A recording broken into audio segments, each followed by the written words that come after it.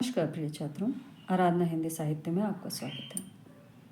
कल हमने संस्कृत के उपसर्गों की चर्चा की थी।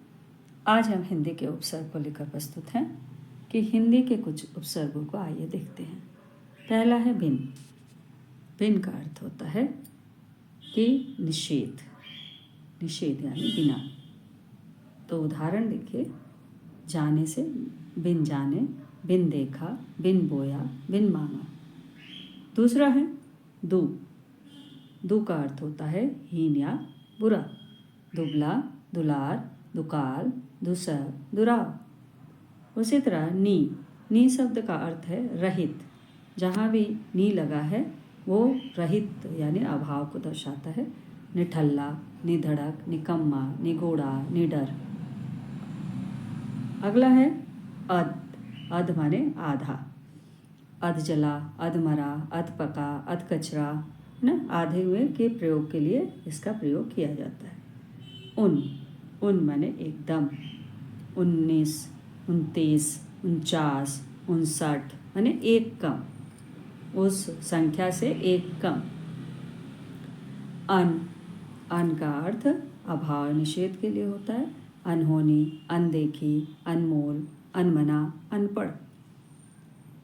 अगला है अ से अभाव दर्शाता है या निषेध दर्शाता है। अचूक, अनजान, असर, अमोल, अछूत। भर उपसर्ग का अर्थ होता है पूरा, भरपूर, भरसक, भरमार, भरपाई, भरपेट यानी पूरे का एहसास कराता है। पर यानी पराया, परलोक, परोपकार, परदेश, परम के अर्थ में प्रयोग होता है। कुछ और देखते हैं कि चौ का अर्थ होता है चार, यानी चौमासा, चौराहा, चौपाया, चौड़ी। कु का अर्थ होता है बुरा, कुचाल, कुरूप, कुसमय, कुचक्र, कुकर्म। औ का अर्थ है निषेध यानी हीन, अवगुण, औसत, औरत और औजार। सु का अर्थ अच्छा होता है। स और सु जहाँ भी लगा रहता है तो वो अच्छे के लिए होता है।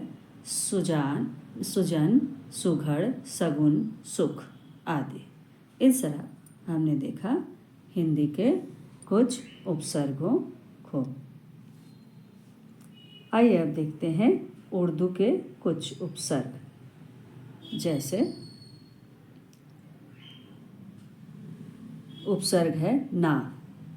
ना का अर्थ होता है नहीं और अभाव के। नादान, नासमझ, नाराज, नालायक। और क्या है नापसंद, ये नापसंद है। अब बा के अर्थ में साथ या और के अर्थ में प्रयोग होता है। जैसे बाइज्जत, बाकलम, बाअदब, बाकायदा।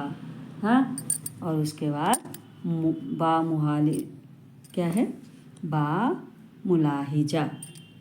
ये क्या है, मुलाहिजा है। तो इस तरह इसका प्रयोग किया जाता है। बिला के लिए बिना, बिलाकसुर, बिला नाका, बिला वजह, खुशनसीब। पेश का अर्थ होता है में। पेशे खिदमत, पेशगी, पेशे शरबत। ला का प्रयोग का अर्थ होता है बिना, लापरवाह, लाजवाब, लापता, लाचार, लावारिश। सर यानी मुख्य, सरदार, सरहद, सरपंच, सरकार यानी मुख्य के रूप में प्रयोग होता है उसका अर्थ। कम यानी थोड़ा, कमजोर, कम सिन, कम उम्र, कम वक्त, कम अकल। हर का यानी कि प्रत्येक, हर साल, हर काम, हर तरफ, हर एक, हर रोज। दर का अर्थ होता है में, दरअसल, दरमियान, दरकरार, दर हकीकत। गैर का अर्थ होता है भिन्न या विरुद्ध। गैर मुल्क, गैर कानूनी, गैर हाजिर, गैर जिम्मेदार। ब का अर्थ होता है साथ और, बतौर, बनाम, बखूबी, बदौलत, बहाव।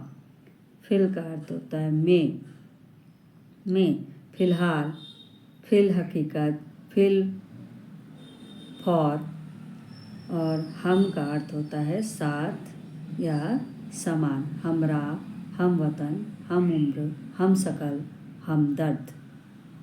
इस तरह से हमने देखा आज हिंदी के उपसर्ग और उर्दू के उपसर्गों को। तो अगर अच्छा लगा हो तो please like, subscribe and share. धन्यवाद।